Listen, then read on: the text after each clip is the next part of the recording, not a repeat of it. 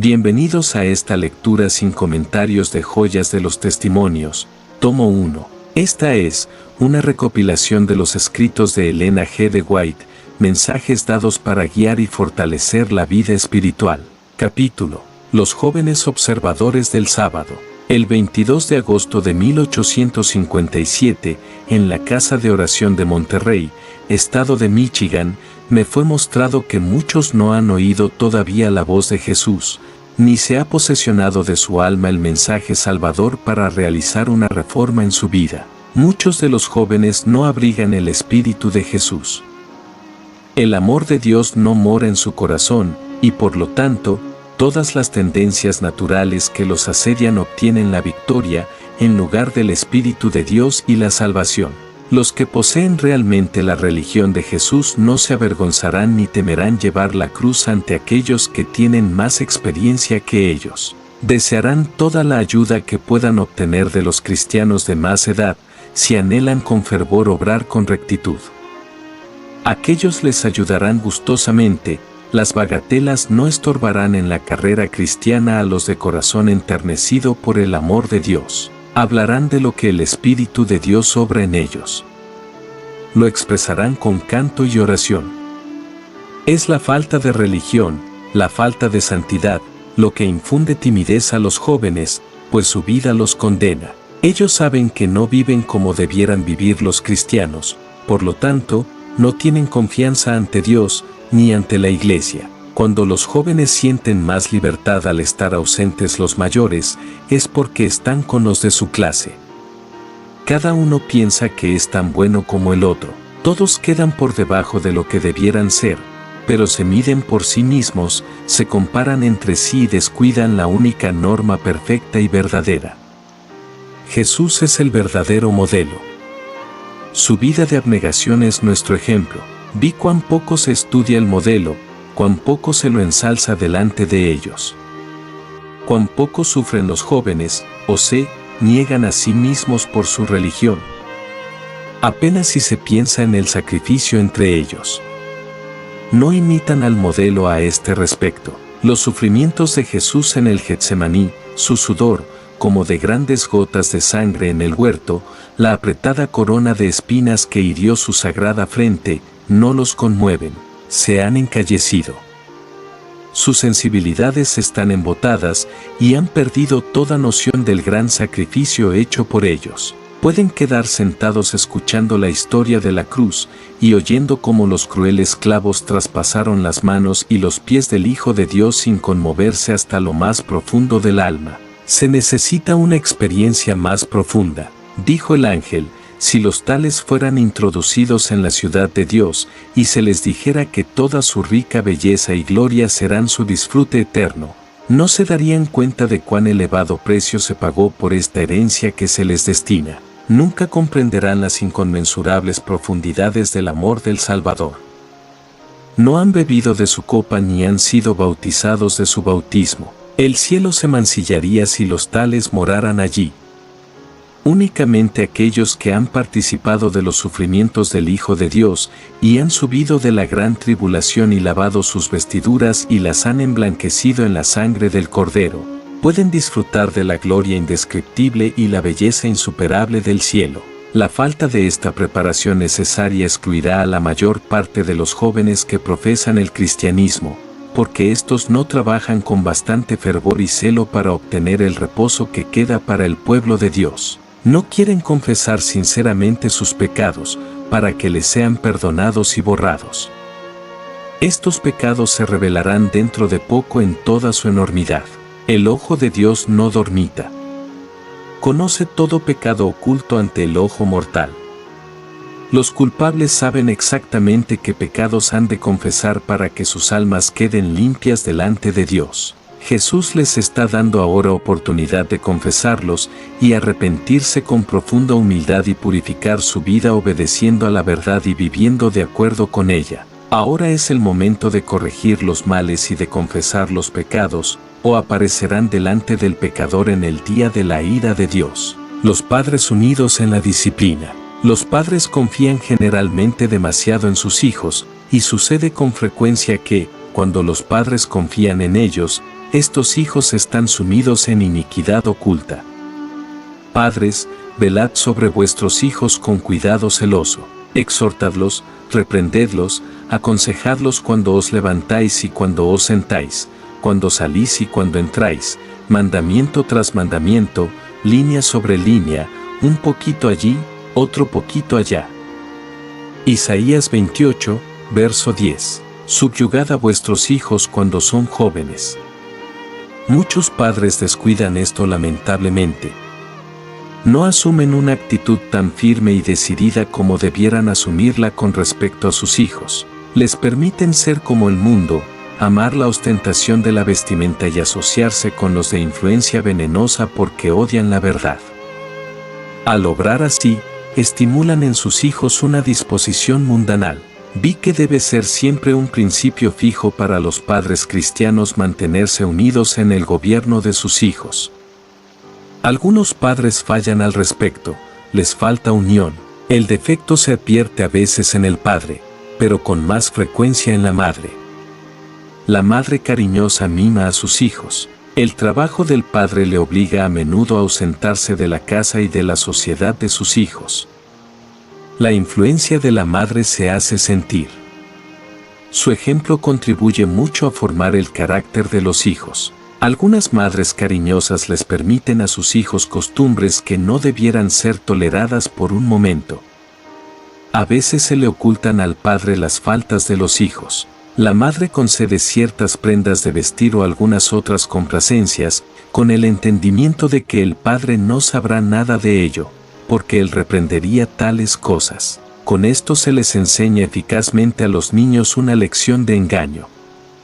Luego, si el padre descubre estas faltas, se presentan excusas, pero se dicen medias verdades. La madre no es franca.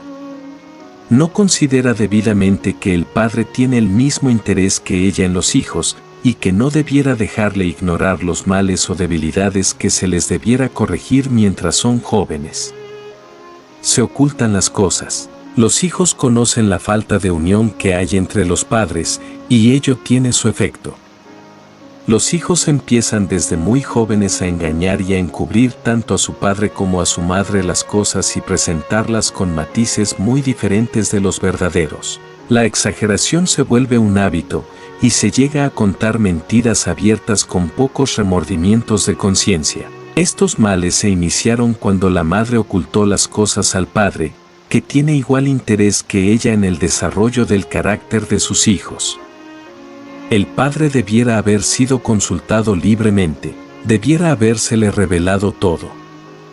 Pero la conducta opuesta, seguida para ocultar los yerros de los hijos, estimula en ellos una disposición a engañar y falta de veracidad y sinceridad. La única esperanza de estos hijos, sea que profesen la religión o no, consiste en que sean cabalmente convertidos. Todo su carácter debe cambiar. Madre irreflexiva, piensa, mientras enseña a sus hijos, en que toda la experiencia religiosa de estos queda afectada por lo que se les enseña cuando jóvenes.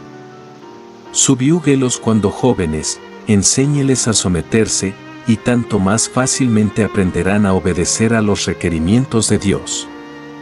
Estimule en ellos una disposición veraz y sincera. No les dé nunca ocasión de dudar de su sinceridad y estricta veracidad. Vi que los jóvenes profesan creer en el poder salvador de Dios, pero no gozan de él.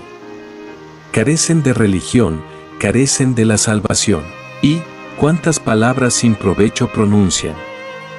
Se lleva un registro fiel de ellas, pues los mortales serán juzgados de acuerdo con los actos cometidos por el cuerpo. Jóvenes amigos, vuestras acciones y vuestras palabras ociosas quedan escritas en el libro.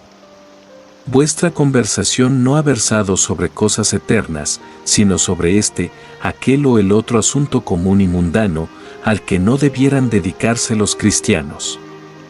Todo queda escrito en el libro. Se necesita una verdadera conversión. Vi que a menos que se manifieste en los jóvenes un cambio completo y una conversión cabal, pueden desesperar de alcanzar el cielo. Por lo que me ha sido mostrado, no están verdaderamente convertidos ni siquiera la mitad de los jóvenes que profesan la religión y la verdad. Si hubiesen sido convertidos, darían frutos para la gloria de Dios. Muchos se apoyan en una esperanza supuesta, sin verdadero fundamento. La fuente no ha sido limpiada, por lo tanto, los raudales que proceden de ella no son puros. Limpiad la fuente y los raudales serán puros. Si el corazón está bien, vuestras palabras, vuestra indumentaria, vuestros hechos también lo estarán. Falta la verdadera piedad. No quisiera deshonrar a mi maestro admitiendo siquiera que es cristiana una persona negligente, trivial y que no ora. No, el cristiano obtiene la victoria sobre los pecados que lo asedian y sobre sus pasiones. Hay un remedio para el alma enferma de pecado. Ese remedio está en Jesús. Precioso Salvador. Su gracia basta para los más débiles, y los más fuertes deben recibir también su gracia o perecer. Vi cómo se puede obtener esta gracia. Ide a vuestra cámara, y allí a solas, suplicad a Dios, crea en mí, oh Dios, un corazón limpio, y renueva un espíritu recto dentro de mí. Salmo 51, verso 10. Tened fervor y sinceridad. La oración ferviente es muy eficaz. Como Jacob, luchad en oración, agonizad. En el huerto Jesús sudó grandes gotas de sangre, pero habéis de hacer un esfuerzo, no abandonéis vuestra cámara hasta que os sintáis fuertes en Dios, luego velad y mientras veléis y oréis, podréis dominar los pecados que os asedian, y la gracia de Dios podrá manifestarse en vosotros, y lo hará. No permita Dios que yo deje de amonestaros. Jóvenes amigos, buscad al Señor de todo corazón, acudid a Él con celo, y cuando sintáis sinceramente que sin la ayuda de Dios habríais de perecer, cuando le anheléis a Él como el siervo anhela las corrientes de agua, entonces el Señor os fortalecerá prestamente, entonces vuestra paz sobrepujará todo entendimiento. Si esperáis la salvación, debéis orar. Tomad tiempo para ello. No os apresuréis ni seáis negligentes en vuestras oraciones. Rogad a Dios que obre en vosotros una reforma cabal, para que los frutos de su espíritu moren en vosotros y permanezcáis como luminarias en el mundo. No seáis un estorbo ni una maldición para la causa de Dios, podéis ser una ayuda, una bendición. ¿Os dice Satanás que no podéis disfrutar de la salvación plena y gratuitamente? No lo creáis. Vi que es privilegio de todo cristiano gozar de las profundas emociones del Espíritu de Dios. Una paz dulce y celestial invadirá la mente y os deleitaréis en meditar en Dios y en el cielo. Os regocijarán las gloriosas promesas de su palabra. Pero sabed primero que habéis iniciado la carrera cristiana. Sabed que habéis dado los primeros pasos en el camino de la vida eterna. No os engañéis. Sé que muchos de vosotros no sabéis lo que es la religión. Habéis sentido cierta excitación, cierta emoción, pero nunca habéis reconocido la enormidad del pecado. Nunca habéis sentido que estabais perdidos, ni os habéis apartado de vuestros malos caminos con amargo pesar. Nunca habéis muerto al mundo, amáis todavía sus placeres, os deleita conversar de asuntos mundanales. Pero, cuando se introduce la verdad de Dios no tenéis nada que decir. ¿Por qué calláis así? ¿Por qué habláis tanto de cosas mundanales y guardáis silencio sobre el tema que más os concierne, un tema que debiera embargar toda vuestra alma? La verdad de Dios no mora en vosotros. Vi que muchos hacen una admirable profesión de fe, mientras que su interior está corrompido. No os engañéis los que profesáis así la religión con corazón falso. Dios mira al corazón, de la abundancia del corazón habla la boca. Mateo 12, verso 34. Vi que el mundo está en el corazón de los tales, pero no la religión de Jesús. Si los que profesan ser cristianos aman más a Jesús que al mundo, se deleitarán al hablar de Él como de su mejor amigo, en quien concentran los más caros afectos. Él acudió en su auxilio cuando ellos se sintieron perdidos y a punto de perecer. Cuando estaban cansados y agobiados por el pecado, se volvieron hacia Él. Él quitó su carga de la culpabilidad del pecado, quitó su pesar y aflicción, y desvió toda la corriente de sus afectos. Aborrecen ahora las cosas que una vez amaron, y aman las cosas que aborrecían. Jesús lo exige todo. ¿Se ha realizado este gran cambio en nosotros? No os engañéis. Por mi parte, no tomaría el nombre de Cristo, o le daría todo mi corazón, mis afectos indivisos. Debemos sentir la más profunda gratitud por el hecho de que Jesús acepta esta ofrenda. Él lo exige todo. Cuando somos inducidos a ceder a sus requerimientos y a renunciar a todo, solo entonces, y no antes, nos circuye con sus brazos de misericordia. Pero, ¿qué damos cuando se lo damos todo? Un alma contaminada de pecado para que Jesús la purifique, la limpie por su misericordia y la salve de la muerte por su amor sin par. Y, sin embargo, vi que algunos piensan que es demasiado difícil entregarlo todo. Me avergüenza oír hablar de esto, me avergüenza escribirlo. ¿Habláis de abnegación? ¿Qué dio Cristo por nosotros? Cuando os parece duro que Cristo lo requiera todo, id al Calvario, y llorad por haber pensado así. Contemplad las manos y los pies de nuestro libertador desgarrados por los crueles clavos, a fin de que fuésemos lavados del pecado con su propia sangre. Los que sienten el amor constrictivo de Dios no preguntan cuán poco pueden dar a fin de obtener la recompensa celestial, no preguntan cuál es la norma más baja, sino que buscan una perfecta conformidad con la voluntad de su Redentor. Con ferviente deseo lo entregan todo y manifiestan un celo proporcional al valor del objeto que buscan. ¿Cuál es ese objeto? La inmortalidad, la vida eterna. Amigos jóvenes, muchos de vosotros estáis lamentablemente engañados. ¿Os habéis satisfecho con algo que es menos que la religión pura e inmaculada? Quiero despertaros. Los ángeles de Dios procuran despertaros. Ojalá que las verdades importantes de la palabra de Dios os hagan apreciar el peligro que os acecha y os induzcan a realizar un examen cabal de vosotros mismos. Vuestros corazones son todavía carnales. No están sujetos a la ley de Dios ni pueden estarlo. Estos corazones carnales deben ser cambiados, y veréis entonces tanta belleza en la santidad que la anhelaréis como el ciervo anhela las corrientes de las aguas. Amaréis a Dios y su ley, y el yugo de Cristo os resultará fácil y ligera su carga. Aunque sufráis pruebas, si las soportáis, ellas no harán más que embellecer el camino. La herencia inmortal es para el cristiano que se niegue a sí mismo. Sirvamos a Dios por principio. Vi que el cristiano no debe dar demasiado valor a los sentimientos de felicidad ni depender demasiado de ellos. Estos sentimientos no son siempre verdaderos guías. Cada cristiano debe procurar servir a Dios por principio y no ser regido por los sentimientos. Al hacer esto, se ejercerá la fe y ella aumentará. Me fue mostrado que, si el cristiano vive en forma humilde y abnegada, tendrá como resultado paz y gozo en el Señor.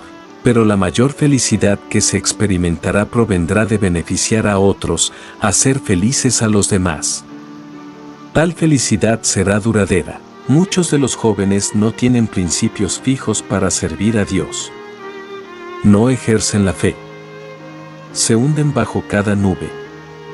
No tienen poder de resistencia, ni crecen en la gracia. Parecería que guardaran los mandamientos de Dios. Elevan de vez en cuando una oración formal y se llaman cristianos. Sus padres ansían mucho verlos aceptar cualquier cosa que parezca ventajosa, pero no trabajan con ellos, ni les enseñan que la mente carnal debe morir. Los animan a adelantarse y desempeñar un papel. Pero no los inducen a escudriñar diligentemente su corazón, a examinarse y a calcular el costo de lo que significa ser cristiano. El resultado es que los jóvenes profesan ser cristianos sin probar suficientemente sus motivos. Dice el testigo fiel, ojalá fueses frío o caliente. Mas porque eres tibio, y no frío ni caliente, te vomitaré de mi boca. Apocalipsis 3, Versos 15 y 16. Satanás acepta que seáis cristianos de nombre, porque así resultáis más convenientes para sus fines. Si tenéis una forma de piedad y no la verdadera, puede usaros como señuelo para atraer a otros al mismo estado de engaño propio. Algunas pobres almas os mirarán a vosotros en vez de recurrir a la norma de la Biblia, y no se elevarán más alto. Serán tan buenas como vosotros, y se quedarán satisfechas. A los jóvenes se los insta a menudo a cumplir con su deber, a hablar u orar en las reuniones, se les insta a que mueran al orgullo. Se les insta a cada paso. Una religión tal no vale nada. Si cambia el corazón carnal, no habrá tal obra rutinaria, ni personas de corazón frío que profesen servir a Dios. Todo el amor al vestido y a las apariencias habrá desaparecido. El tiempo que pasáis delante del espejo, arreglando vuestro cabello para que agrade al ojo, será dedicado a la oración y al escudriñamiento del corazón. En el corazón santificado no habrá cabida para el atavío exterior, sino una búsqueda ferviente y ansiosa del adorno interior, las gracias cristianas y los frutos del Espíritu de Dios. Dice el apóstol, el adorno de las cuales no sea exterior con encrespamiento del cabello y atavío de oro, ni en compostura de ropas, sino el hombre del corazón que está encubierto, en incorruptible ornato de espíritu agradable y pacífico, lo cual es de grande estima delante de Dios. Esto lo encontramos en 1 de Pedro 3, los versos 3 y 4. Subyugad la mente carnal, reformad la vida, y no se idolatrará el pobre cuerpo mortal. Si se reforma el corazón, ello se notará en la apariencia exterior. Si Cristo es en nosotros la esperanza de gloria, descubriremos tan incomparables encantos en el que el alma se enamorará. Se aferrará a Él, elegirá amarle, y por admiración a Él, será olvidado el yo. Jesús será magnificado y adorado, y el yo humillado y abatido. Pero profesar el cristianismo sin este amor profundo, es simple palabrería, árido formalismo y penosa rutina. Muchos de vosotros conserváis una noción mental de la religión, una religión exterior, aunque el corazón no ha sido purificado.